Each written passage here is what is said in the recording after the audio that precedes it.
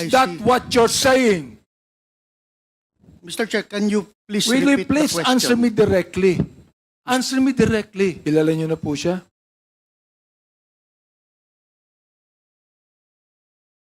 Opo, Your Honor. Nakita Sino ko, po siya? medyo tumandaan na po siya kasi parang ano ko muna. Pakituro niyo nga po kung sino kung nakita niyo. Medyo tumanda na nga siguro dahil O kasi pa, 20 nag-iba years na yun eh. Opo, kasi Oo. parang medyo naalangan niya kung siya nga ba talaga. Director Wilkins, pwede po bang tumayo kayo sandali? Pakitayo nga, Miss Jed, ayan. Yan si Wilkins Villanueva. Siya ba ang nag-interrogate sa'yo? Siya ba, hindi pa kita pinapaupo, siya ba ang nag-fabricate ng mga salita mo?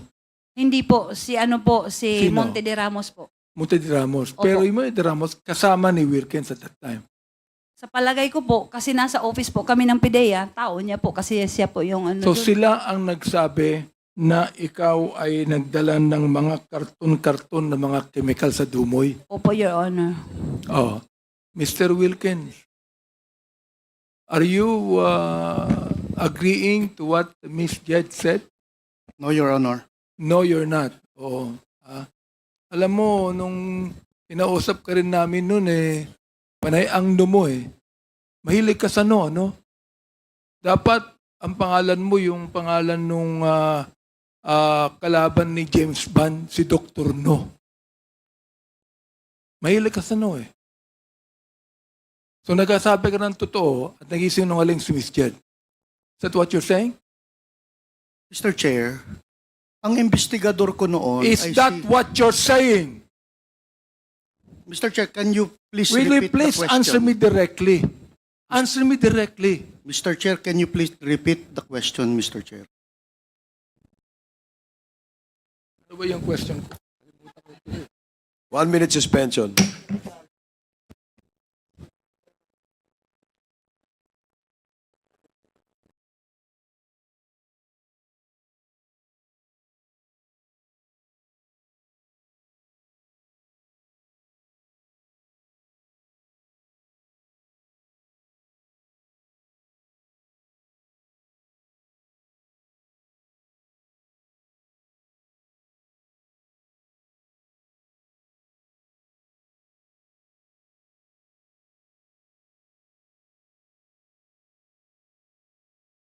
Okay.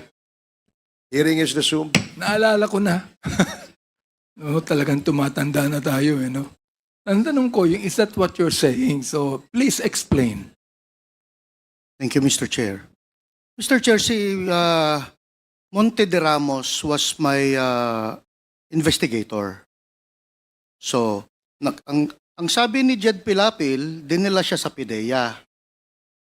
Tinanong si Jed Pilapil kung kasama ako doon na nagtatanong. Hindi siya sigurado, Mr. Chair, pero she presume na naandun ako dahil nasa opisina ako. While in fact, wala naman siyang knowledge na naandun ako actual doon sa nag-i-investigate si Monte de Ramos, Mr. Chair. Tama ba yon, Miss Jed?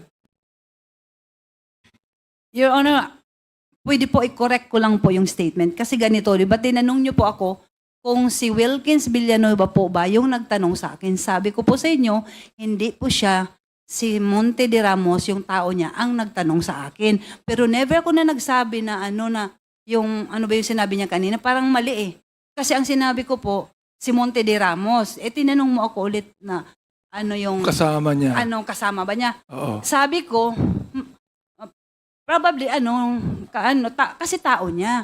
Pero wala siya nung time na nag-investigate si Monte de Ramos. Wala siya. Wala siya. Paano mo siya nakilala?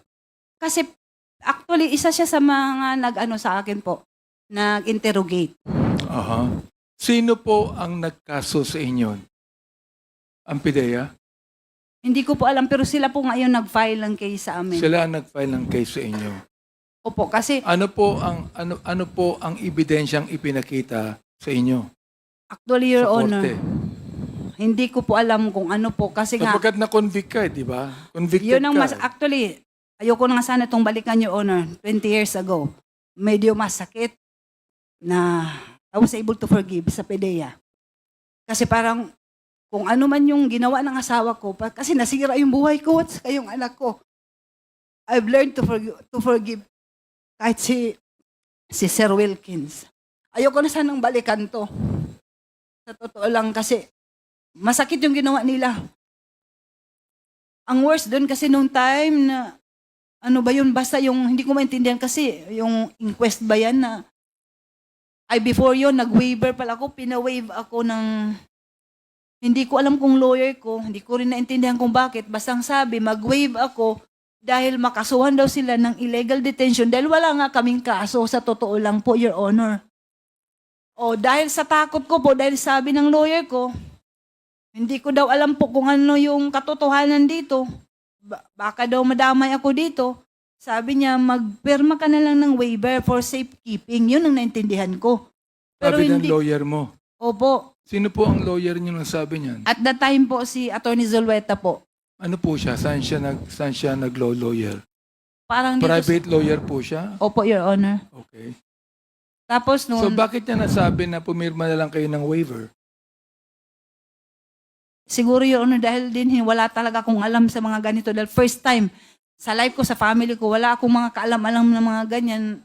Siguro lang, takot din ako at that time kasi nga, sabi niya, wala daw akong alam sa mga katotohanan for safety. Actually, napilitan ako, pumirma ako ng waiver para hindi sila makasuhan ng PDEA ng illegal detention. So, Mr. Director Wilken, can you please explain that to us? Inyong kinasuhan si Miss Jed, na-convict po siya at nakakulong ng 20 years. Narinig po ninyo, ang buhay niya ay nasira at wala siyang involvement sa operasyon ng kanyang asawa at pinabricate ng PIDEA ang kanyang mga sinasabi. Ano po masasabi niyo doon?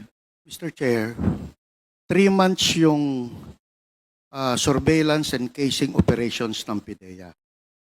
Si Jed Pilapelsi, siya yung namimili ng mga equipment, freezer, water circulating vacuum pump. Siya yung nagdadala dun sa Dumoy Clandestine Laboratory, Mr. Chair. And then, during the time na doon sa korte, dininay ni Jed Pilapil, nakilala niya si Alex Kim. Mantalang merong mga footages kami na nag-uusap sila ni Alex Kim on a dinner. Mr. Chair, the case has already, she was convicted in court and she was upheld by the Supreme Court. Itong kaso niya, Mr. Chair. So, for 3 months, imposible hindi alam ni Jed at ni Jong Pilapil na involved siya dun sa pag-set up ng laboratory sa Dumoy.